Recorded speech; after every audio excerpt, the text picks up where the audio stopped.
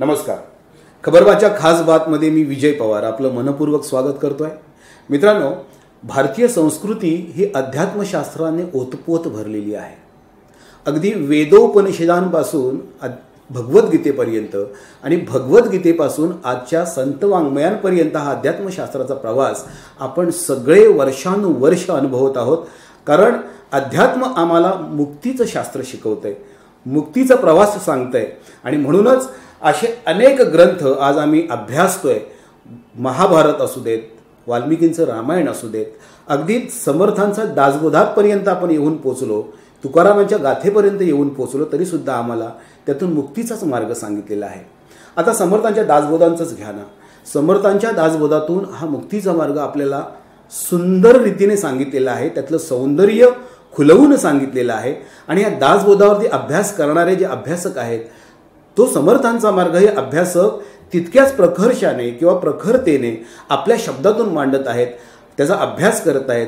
अशाच एक अभ्यासिका आज आपल्याकडे आलेली आहेत. आपल्या या खास बातमध्ये आपण त्यांच्याशी चर्चा करणार आहोत, ज्यांचं नाव आहे डॉक्टर अविता कुलकर्णी, ज्यांनी दासबोधावरती PhD केलेली आहे. आपण त्यांची ओळख करून घेऊया. मॅडम नमस्कार. तुमच्या स्टुडिओमध्ये तुमचं मनपूर्वक स्वागत करतोय.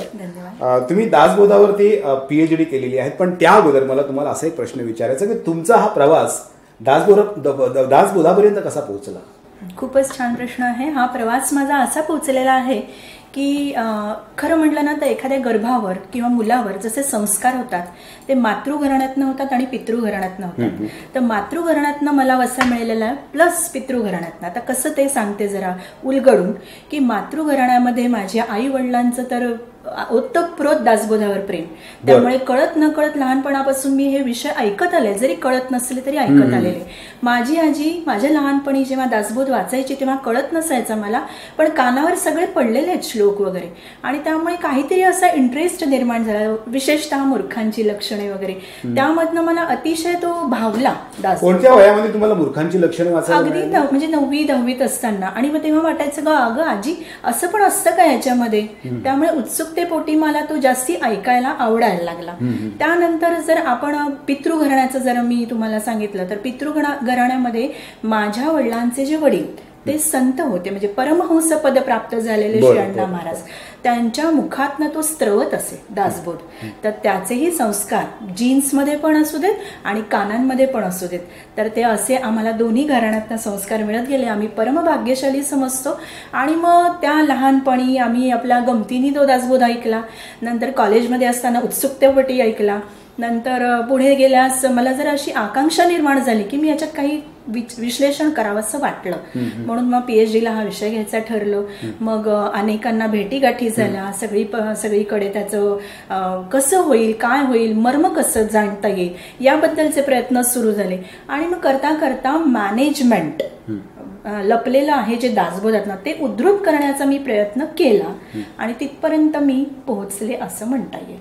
म्हणजे PhDचा हा विषय तुम्हाला त्यासाठीच घ्यावा असा वाटतं? त्यासाठीच घ्यावा. बरं, PhD विषय जेव्हा तुम्ही घेतलात, हा विषय तुम्ही PhD साठी घेतलात, त्यावेळेला निश्चितपणे तुमच्या मनावरती संस्कार झाले, तो भाग वेगळाच. तो लहानपणापासून तुम्हाला हे तो दासबोध तुम्हाला त्याची उकल ऐकलात फक्त.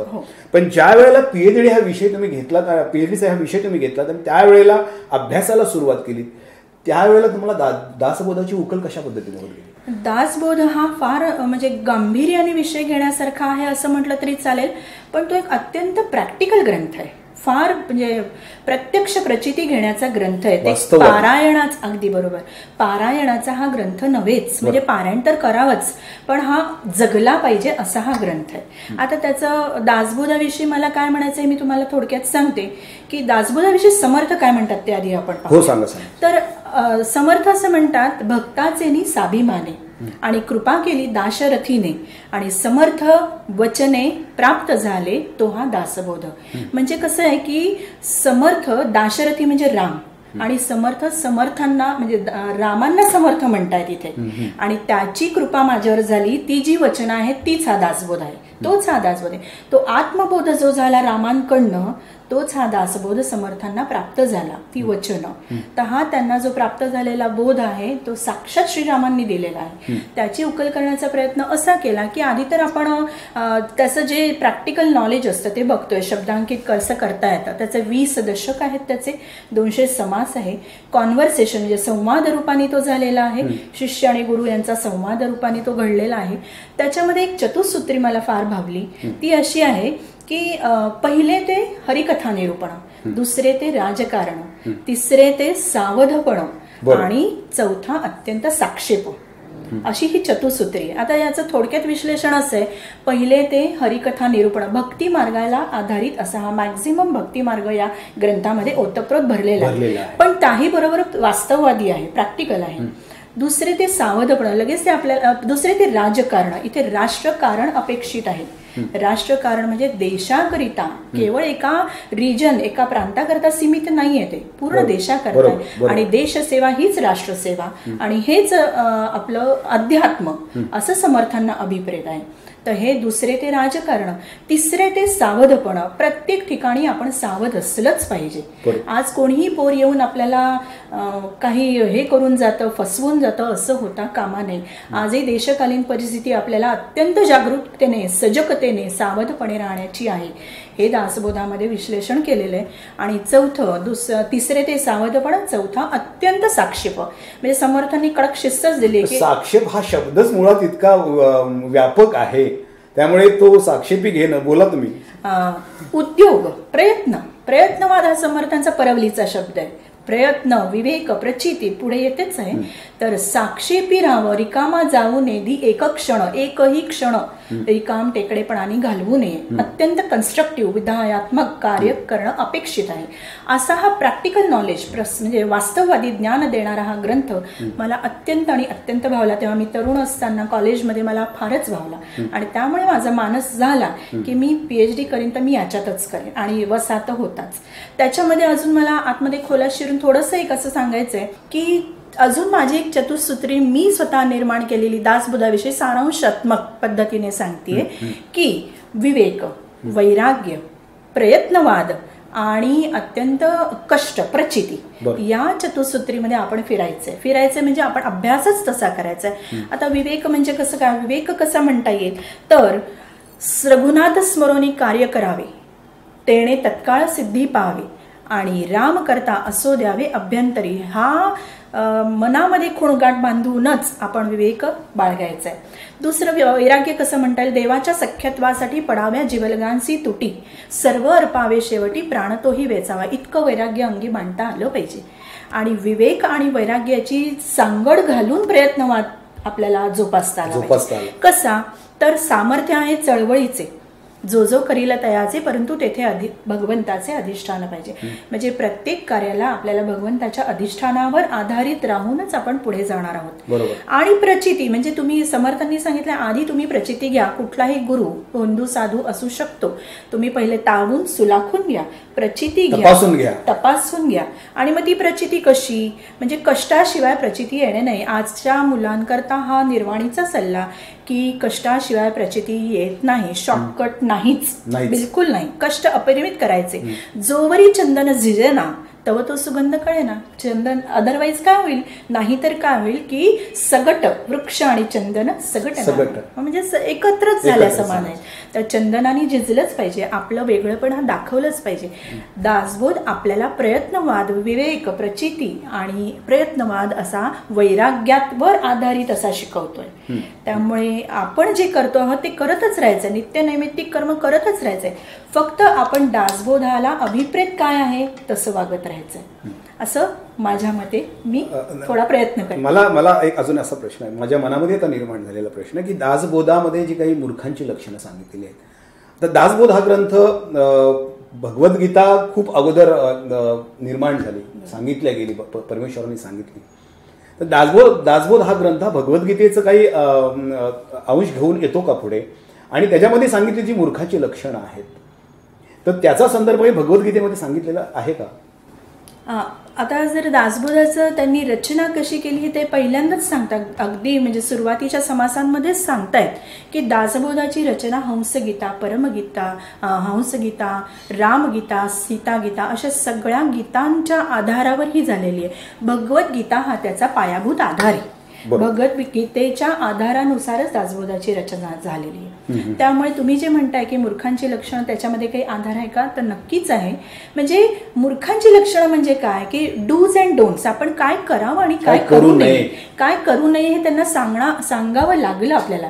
की अरे तू रस्त्याने जाता आता खाऊ नको, पडलेली वस्तू कुठे जी पडली ती पटकन घेऊ नको. आजही आपल्याला जी अपेक्षित म्हणजे आपल्याला ज्या सूचना मिळतात ट्रेननी येताना की तुम्ही जी वस्तू पडलेली आहे ती घेऊ नका, ही त्या काळात समर्थांनी 350 वर्षापूर्वी आपल्याला डोंट्स मध्ये दिलेली आहे, डूज मध्ये दिलेलं आहे, काय करावं आणि काय नाही. त्यामुळे मूर्खांची लक्षणं टाळण्याकरता मूर्खांची लक्षणं वाचणं फार गरजेचं आहे आणि प्रत्येकाने वाचली पाहिजे. आणि मग बरंच असं वाटतं की अरे आपल्याला लागू पडतात की काय, असं सुद्धा आम्हाला कधीतरी म्हणजे भीती वाटायला लागते. आणि मग माझ्या मुलांना, माझ्या कॉलेजच्या मुलांनाही मी सांगते की ही लक्षणं ऐकायची पण असं वागायचं नाही. बरोबर. आणि यातले आपले इरॅडिकेट आपण करू शकतो, समूळ नष्ट करू शकतो. मॅडम, आपण हा प्रवास आपण असाच पुढे नेणार आहोत दासबोधाचा. त्याबद्दल आपण छोटीशी विश्रांती घेतो. मित्रांनो, दासबोधावरती अविता मॅडम बोलणारच आहेत. आपण घेऊया छोटीशी विश्रांती.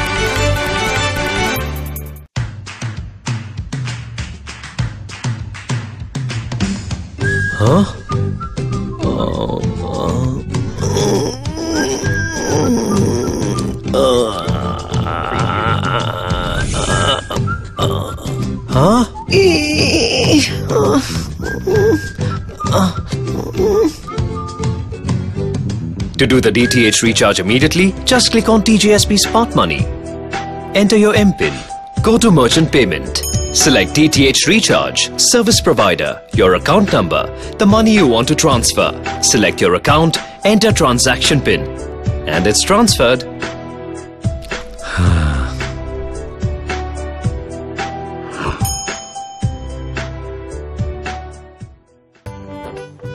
काय बाबा, काका, मामा, आजोबा सगळे आजकाल खुश असतात, कारण आई, काकी, मामी, आजी न चुकता खमंग मेजवानी बघतात. सोमवार व गुरुवार दुपारी 1:30 वाजता.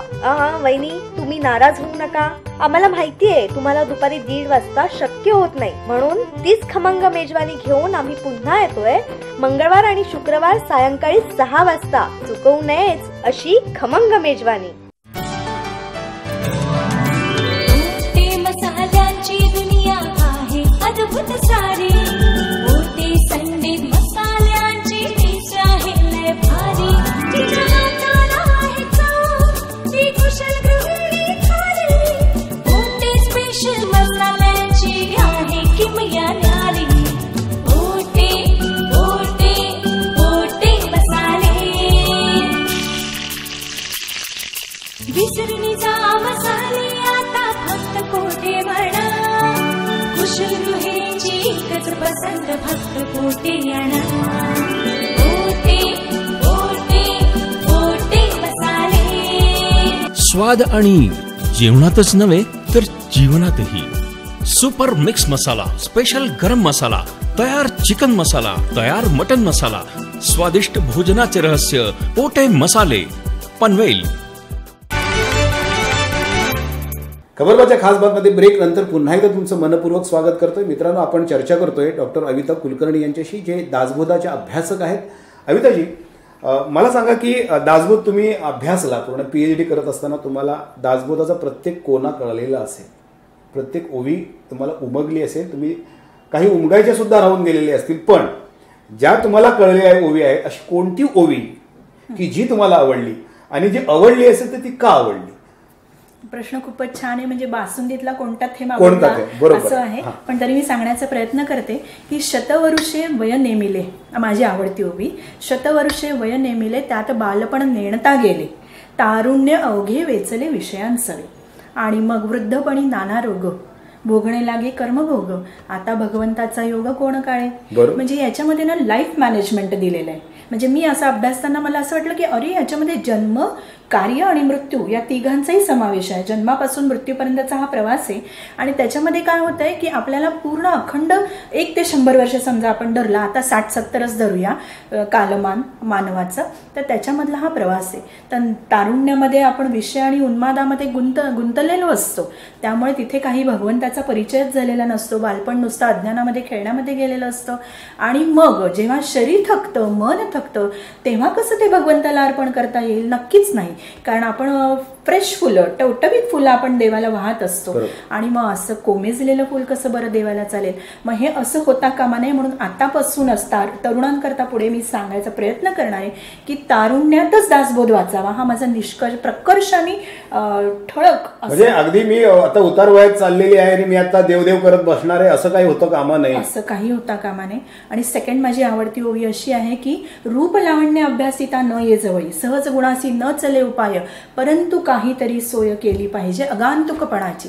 याचा अर्थ असा की तुम्हाला निसर्गदत्त रूप असतंच किंवा जे असेल ते आपल्याला ऍक्सेप्ट करावंच लागतं, पण त्या रूपाला थोडं बाजूला सारून आपण अंगीभूत गुण काही जर आपल्याला बाळगता आले, काही वळणी पाडता आले, काही कला, काही सुंदर गोष्टी आपल्याला शिकता आल्या, तर त्याच्यामध्ये प्लस फुलच होणार आहे, म्हणजे प्लस ऍड होणार आहेत ते गुण आपल्याकरता. तर ते आपली खरी सत्ता, खरी संपत्ती असणार आहे. तर म्हणजे आपलं पुन्हा इथे समर्थांचा प्रयत्न वादच आला, म्हणजे सतत सावधपणा, आपल्यात काय कमी आहे शोधायचं आणि आपण कसं होऊ शकतो ते बघायचं. म्हणून मला ती ओवी आवडली. या 2 ओव्या मला फार आवडल्या. आणि त्याच्या पुढे जाऊन मी असं म्हणेन की समर्थांच्या या दासबोधामध्ये ना संपूर्ण ओव्यांमध्ये प्रचंड मॅनेजमेंट भरलेलं आहे. म्हणजे management is the thing, get the things done from other source. जगण्याचं व्यवस्थापन आहे, जगण्याचं व्यवस्थापन आहे आणि ते प्रत्येकाने राबवलंच पाहिजे. म्हणजे त्याच्यामध्ये अंगीकारलं पाहिजे, प्लॅनिंग केलं पाहिजे, त्याचं स्टाफिंग केलं पाहिजे, अलोकेशन ऑफ वर्क केलं पाहिजे, कामं वाटणी केली पाहिजे, मोटिवेशन पाहिजे, प्रेरणा, संघटन केलं पाहिजे, टीम वर्क पाहिजे. एकटा काही मनुष्य करू शकत नाही, सगळ्यांना संघटित करून चालता आलं पाहिजे. हे सगळं दासबोधाच्या समर्थांनी दासबोधामध्ये ज्या ज्या काही गोष्टी सांगितल्या त्याच्याविषयी आपण उहापोह करतोच आहोत, पण समर्थ एक स्वतः एक पुरुष होते, सत्पुरुष होते, तरी सुद्धा त्यांनी आता ते व्यवस्थापनाविषयी आपण जो काही चर्चा करतोय आपण त्याच्यामध्ये थोडं पुढे जाऊन की समर्थांची दूरदृष्टी जी मानव जातीसाठी होती की त्यांनी कसं जगावं हे करत असताना त्यांनी शिवरायांसारख्या राजाला सुद्धा सल्ला दिला, त्यांना सुद्धा काहीतरी सांगितलं. त्याचबरोबर ह्या समाजामध्ये स्त्री आणि पुरुष हे 2 भाग आहेतच. स्त्रियांचे दृष्टिकोन सुद्धा समर्थांनी तितक्याच प्रकर्षाने मांडलेत आपल्या ग्रंथामधून. तर त्या दृष्टिकोनाविषयी तुम्ही काय सांगा? अत्यंत उत्तम प्रश्न आहे हा की स्त्रियांचे दृष्टिकोन म्हणजे खूप मोठं बोलण्यासारखं आहे. स्त्रियांना समर्थांनी गौरवाचं स्थान प्राप्त करून दिलंय. म्हणजे अगदी मी नेटानेच सांगेन की आज क्वेश्चन मार्क आहे या विषयाकडे बघण्याचा, हा जरा क्वेश्चन मार्क आहे असं मी धैर्याने सांगू शकते.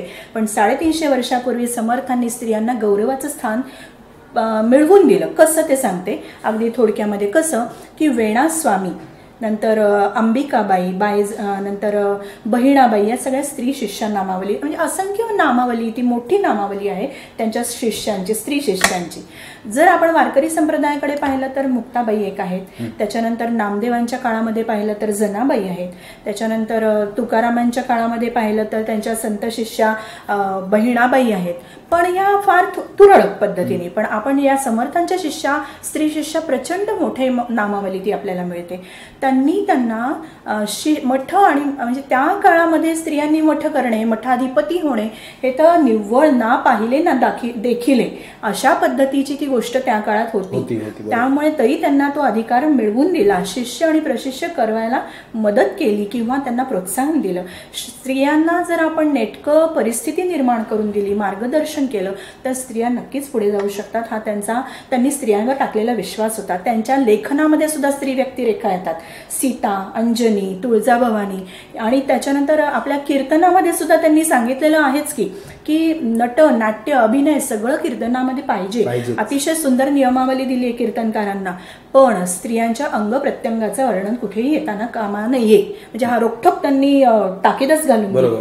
त्यामुळे अत्यंत म्हणजे स्त्रियांना मानाचं ती सावधानता तुम्ही तिथे बाळगणं गरजेचं. आणि वेणास्वामींनी पण तो अधिकार जो प्राप्त केला त्याला त्या खरंच त्यांनी दाद दिली म्हणा, किंवा त्या उतराई त्याबद्दल त्यांनी फार उतराई झाल्या.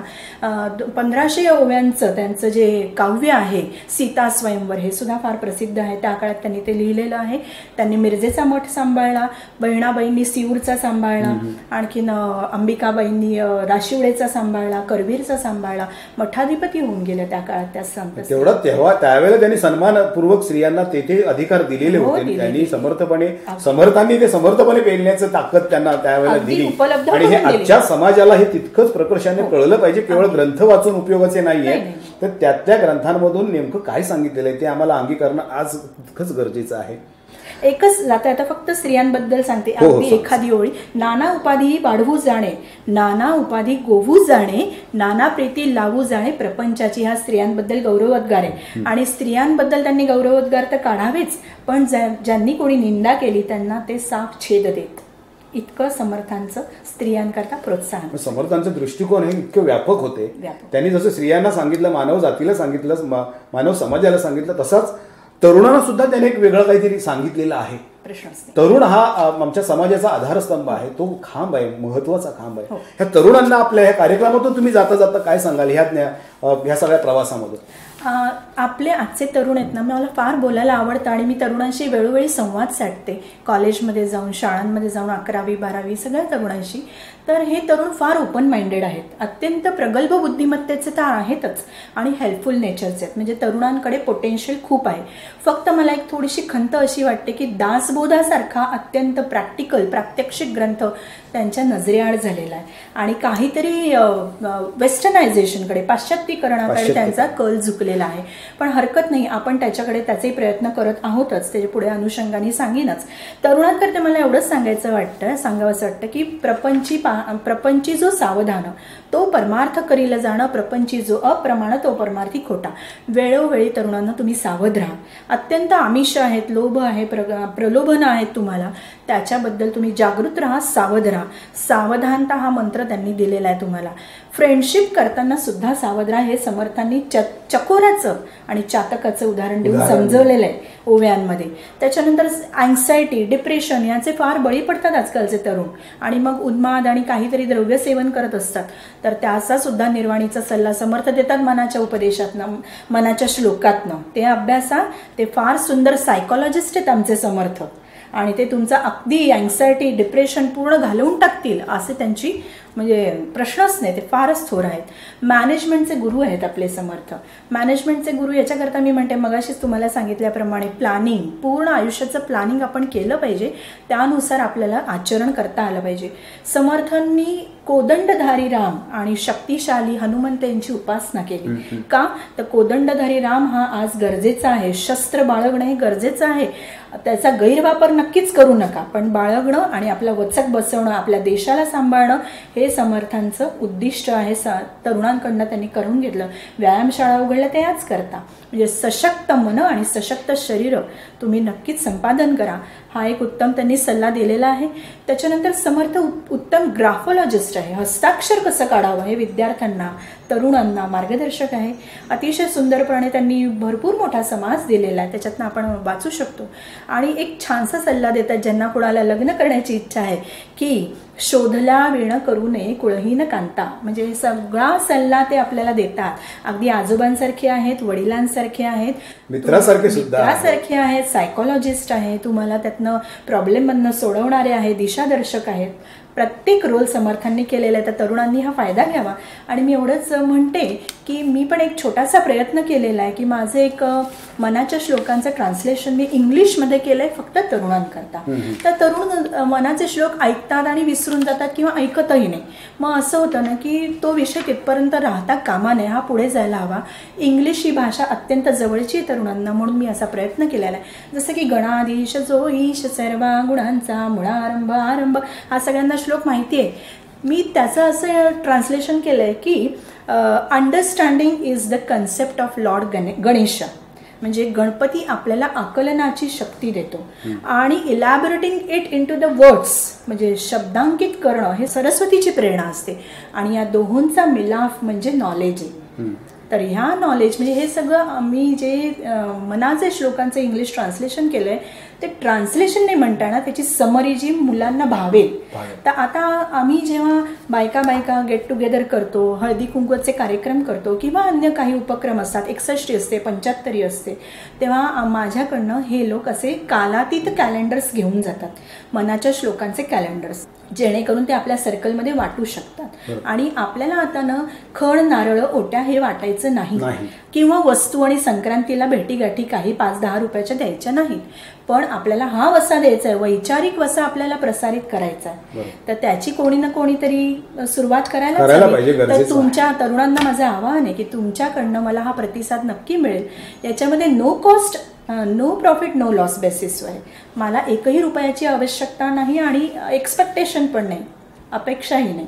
त्यामुळे तुम्ही हा वसा जो प्रचार आणि प्रसार आहे तो नक्की त्याचा लाभ घ्यावा आणि त्या कॅलेंडरमधनं तुम्हाला नक्की नॉलेज मिळेल हे नक्कीच मला वाटतं. नक्कीच आजच्या ह्या कार्यक्रमातून आपण समर्थांविषयी आणि समर्थांच्या दासबोधाविषयी छोट्याशा या वेळेमध्ये सुद्धा आपण बरंच काही जाणून घेण्याचा प्रयत्न केला की दासबोध इतक्या लवकर आणि इतक्या छोट्या वेळेमध्ये, कमी वेळेमध्ये आपल्याला तो संपणार नाहीये. अजून आपल्याला भरपूर वेळ लागेल त्या गोष्टी समजून घेण्यासाठी. तरी सुद्धा आपण हा निश्चितपणे तुमच्या माध्यमातून इथे प्रयत्न केलेला, खासबातच्या माध्यमातून प्रयत्न केले. तुम्ही आमच्या स्टुडिओमध्ये आलात आणि समर्थांच्या दासबोधाविषयी खूप छान माहिती दिली, त्याबद्दल खासबाततर्फे तुमचा आम्ही धन्यवाद व्यक्त करतो. मित्रांनो, लक्षात घ्या की अशाच पद्धतीने तरुणांना समर्थांनी जे काही गोष्टी सांगितलेल्या आहेत त्या समर्थांनी सांगितलेल्या गोष्टी या दासबोधातून तुम्हाला नक्कीच कळून येतील. त्यासाठी तुम्हाला दासबोध हा उघडून बघावा लागेल आणि तो उघडून बघितला तर निश्चितपणे तुम्हाला तुमचं जीवन मार्गदर्शन करणारा अनेक अशा गोष्टी तुम्हाला त्यातून मिळतील.